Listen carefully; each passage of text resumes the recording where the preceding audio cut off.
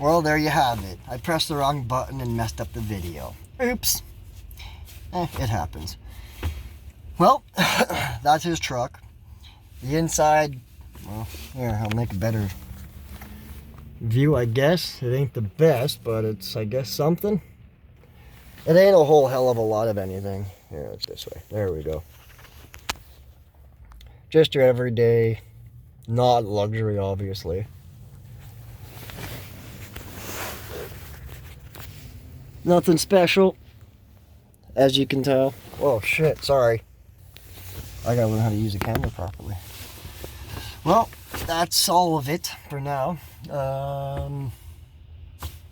Yeah, we'll see what happens again soon. Yeah.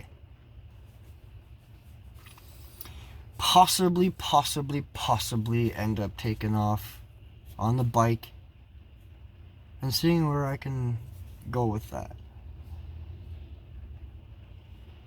We'll see. Well, until then, that's it for now, y'all. Bye for now.